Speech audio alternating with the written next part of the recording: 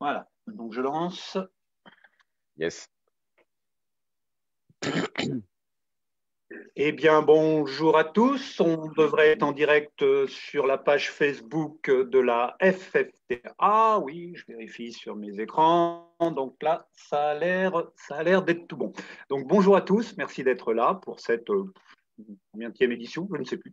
Je ne sais plus, on a commencé en septembre, donc on essaye de faire ça toutes les semaines, parfois en direct, parfois en différé, quand l'invité est pas disponible en direct. Donc voilà, donc c'est un petit peu fonction. On a fait des émissions un peu spéciales avec des lecteurs, des gens qui nous ont lu des textes, donc c'est des choses qu'on va refaire régulièrement. Il y a eu des émissions un peu particulières aussi sur la lumière, par exemple. Et puis, bah, aujourd'hui, bah, on a un invité en vrai, tout seul, qui va causer dans le poste. Donc aujourd'hui, nous accueillons Lucas Gimello, pardon, je commence Numéro, à ouais. écorcher ton nom déjà dès le départ, de la compagnie L'Émergence de Nice.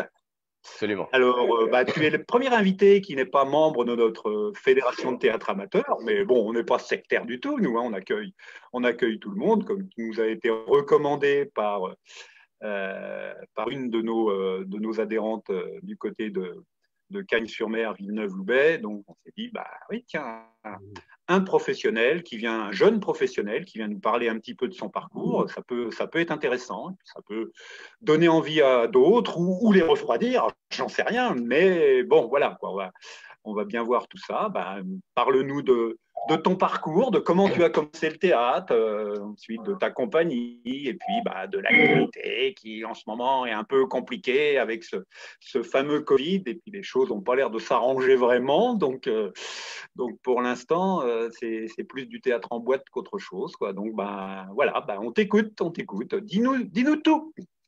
Alors, bah, du coup, merci déjà pour l'invitation. Ça me fait très plaisir d'être ici pour pouvoir échanger autour de tout ça. Donc, je m'appelle Lucas Gimello. Du coup, j'ai 26 ans et je fais du théâtre depuis que j'ai 12 ans. Et ça fait à peu près presque 3 ans maintenant que je suis intermittent du spectacle. Donc, par définition, je vis de ce métier. J'ai commencé le théâtre grâce au Festival d'Avignon en 2007 parce que j'étais allé le voir, donc j'avais 12 ans à l'époque, avec toute ma famille. Et j'avais trouvé ça incroyable de pouvoir être. À l'époque, c'est un peu comme ça que je voyais le théâtre, d'être rémunéré pour faire ce qu'on t'interdit de faire dans la cour de récré, quoi, finalement. Et de fil en aiguille, j'ai découvert, j'ai fait une première année sur Nice aux Enfants du spectacle, ça s'appelait, qui m'avait permis un peu de voir un petit peu comment ça se passait. Et puis, surtout, ma première formation, pardon, c'était au Théâtre Le Tremplin à Cannes-sur-Mer, donc de 2008 à 2015. Donc j'en ai fait là-bas. Et la dernière année, j'étais régisseur aussi là-bas, donc j'ai pu apprendre beaucoup de bases, etc. Et en parallèle, j'ai fait le Conservatoire de Saint-Laurent de 2011 à 2015. Et j'étais à la fac de lettres en théâtre jusqu'en 2017. Donc j'ai essayé voilà, de faire un petit peu avec les formations que j'avais à proximité. Et à partir de 2015, une fois que j'ai arrêté mes cours et au conservatoire et à ce fameux théâtre à Cagnes, j'ai commencé à essayer de travailler avec des troupes locales, amateurs, puis professionnelles. Et j'ai essayé de faire un petit peu mon réseau comme ça. Et donc, depuis 2018, je suis intermittent du spectacle. Et bon, en ce moment, c'est pas forcément la meilleure période pour l'être. Mais c'est très réjouissant, évidemment, de faire un métier qu'on a toujours souhaité faire et on se lève tous les matins très heureux de l'exécuter, quoi.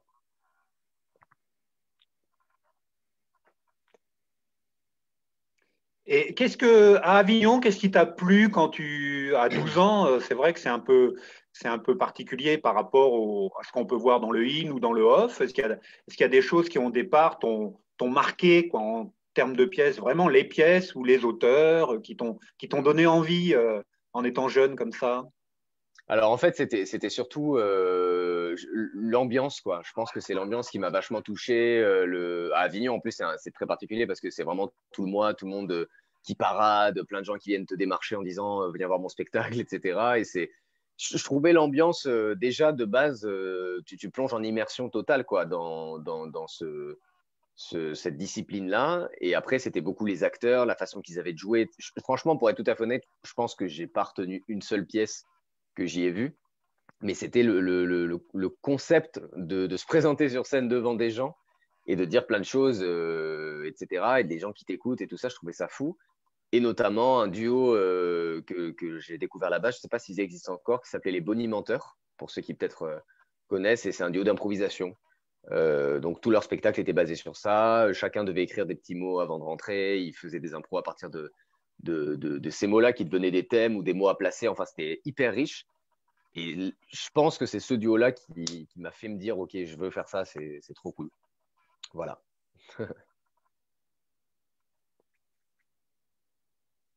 Alors, quand tu as terminé ta formation, tu t'es lancé comment? Tu as dit que tu as rejoint des compagnies amateurs peut-être au départ, professionnelles ensuite, et puis ben, tu as accompagné l'émergence et arrivé comment, quoi?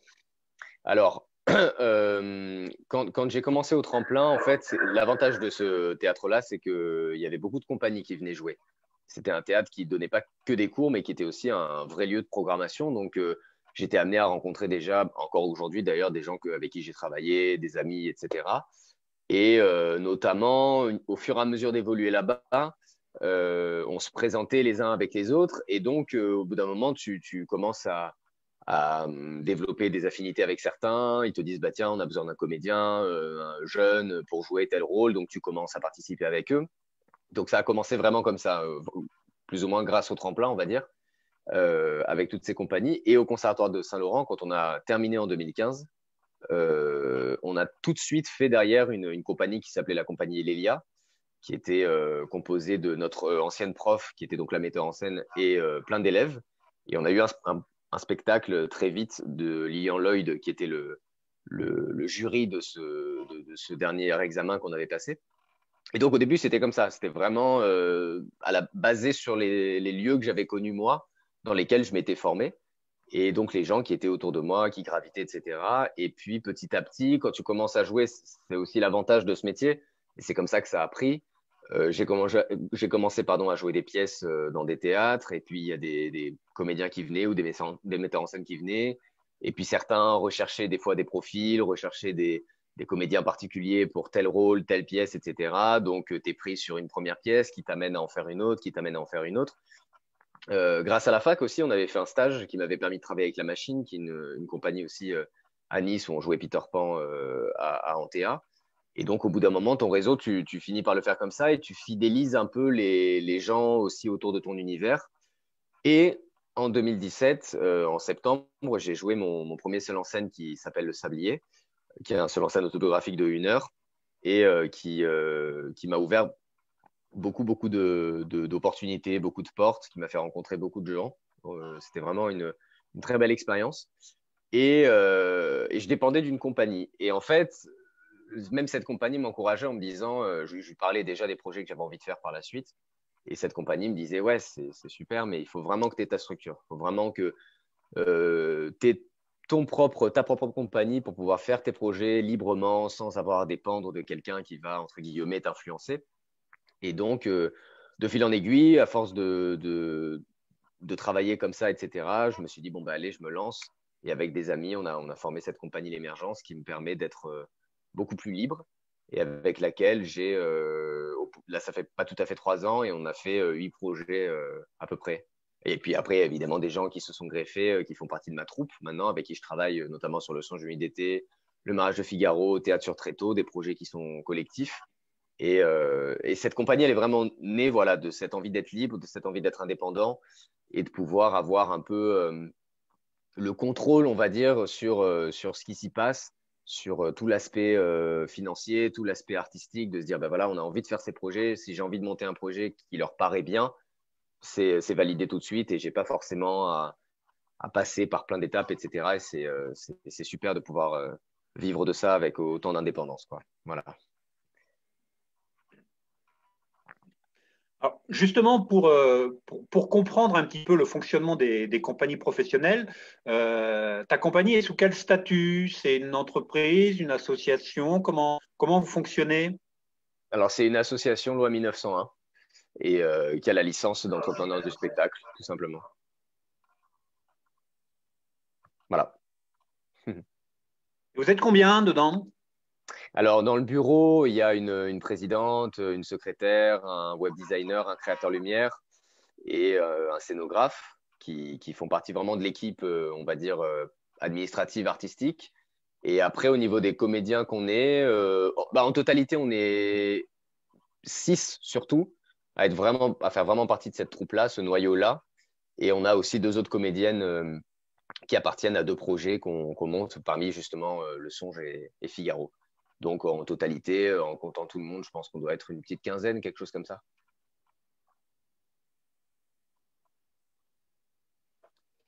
Et l'intermittence, vous la gérez comment? Vous êtes intermittent au sein de la compagnie? Vous rattachez à d'autres structures? Parce que je crois qu'il faut trois structures différentes pour pouvoir être intermittent, si je me souviens Alors, bien. je ne sais pas exactement s'il faut trois structures. En tous les cas, pour être intermittent, il faut rassembler 507 heures de travail sur l'année, ce qui équivaut environ à 43 cachets de représentation. Et donc, cette intermittence, non, je ne l'ai pas que grâce à ma compagnie, heureusement. Je travaille avec d'autres compagnies en parallèle, notamment la compagnie Miranda, par exemple, à Nice, la compagnie des Farfadets à Monaco, avec qui j'ai fait beaucoup de projets. Avant ça, il y avait aussi la compagnie Anima, qui est basée sur Nice aussi. Et pour être intermittent la première année, j'ai aussi donné des cours dans des écoles, dans deux écoles primaires de Nice, des petits cours de théâtre, voilà, entre midi et deux. Ça m'a fait ça m'a complété en fait mes cachets pour être intermittent, quoi.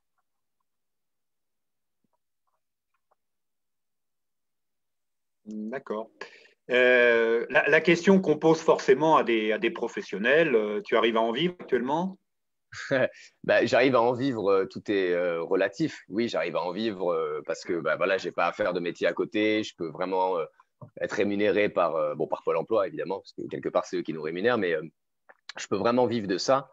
D'un autre côté, c'est sûr que c'est pas l'opulence, évidemment, c'est pas la grande richesse, c'est particulièrement en ce moment, évidemment. Mais je pense que quand on fait ce métier, c'est pas ce qui nous intéresse le plus. Je pense qu'on le fait par passion, on le fait parce qu'on aime ça, donc c'est déjà super de pouvoir ne pas avoir à faire un métier à côté, comme je pouvais faire avant.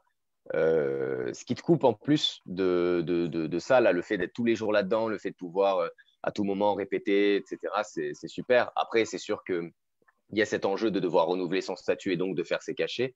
Et donc, parfois, d'être amené à faire des figurations ou d'essayer de trouver des stratagèmes pour assembler les cachets qu'il nous faut. Mais on a quand même de la chance d'être sous ce statut en France, même s'il est perfectible à beaucoup de points de vue, mais on est déjà protégé quelque part et reconnu pour ce qu'on fait. Ce n'est pas le cas partout, malheureusement. Donc, on est quand même bien loti, faut le dire.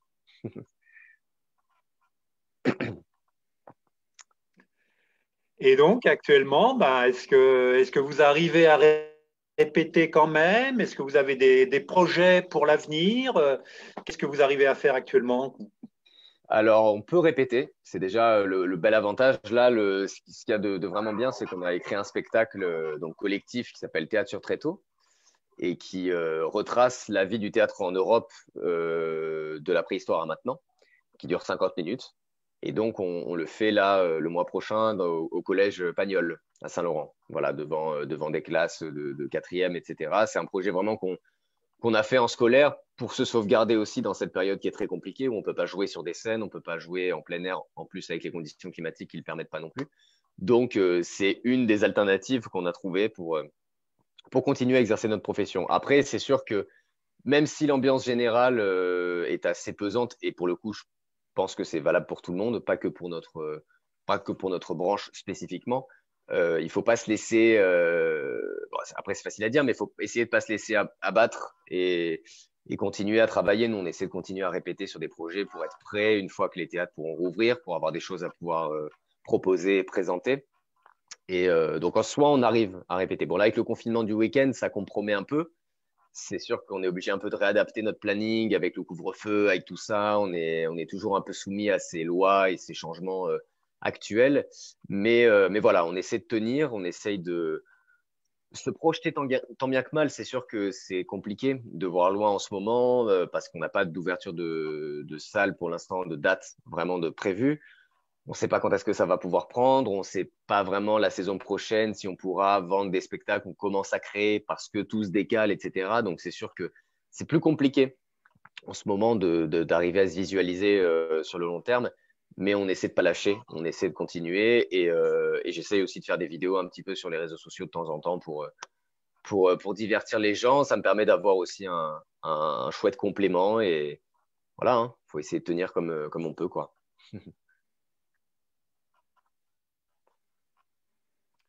Je suppose qu'il y a des spectacles, des représentations qui ont été annulées depuis un an. Et qu'est-ce que les programmateurs vous répondent quoi, te répondent quoi dans ces cas-là? Est-ce que les représentations sont reportées à une date ultérieure ou ils vous disent bah, on verra, on n'en sait rien? Ou est-ce qu'il y a déjà des dates qui sont positionnées au cas où, quoi?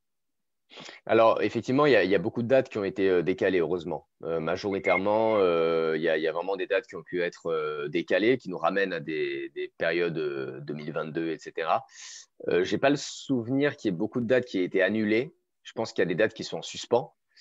Et il y a aussi des dates pour l'instant maintenues, mais bon, avec beaucoup de scepticisme, forcément. Moi, j'ai des dates, par exemple, du côté de Tours avec mon spectacle en mai. Visiblement, on essaie de tenir parce que mai, c'est dans 2 mois, mais on sait qu'on y va un peu à tâtons. On essaie déjà d'avoir un plan B, de se dire, OK, si jamais on joue pas, on peut vous décaler sur la période de mai de l'année prochaine. Est-ce que ça vous va? Donc, on essaie de un peu tout réarticuler en fonction. C'est pas toujours évident, mais ça va, c'est pas des dates complètement perdues. Donc, ça, c'est heureusement.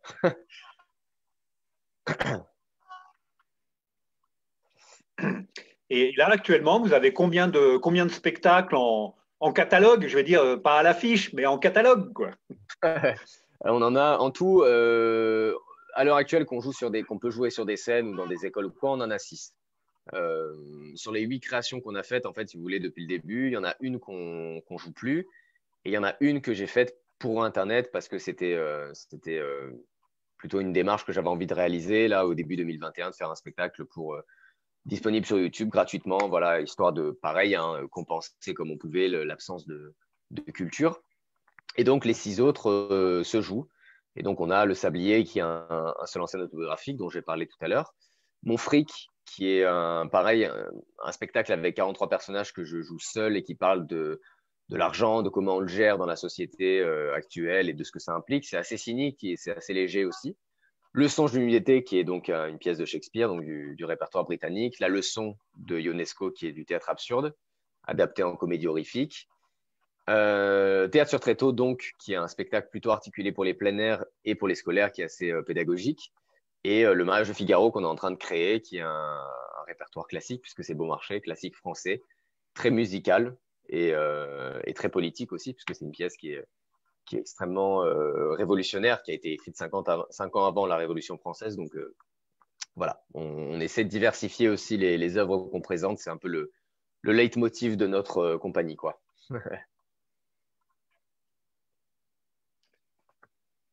Est-ce que vous avez des médias, des sites internet, pages Facebook? C'est l'occasion aussi d'en parler, hein. On mettra ça dans le commentaire aussi de la vidéo.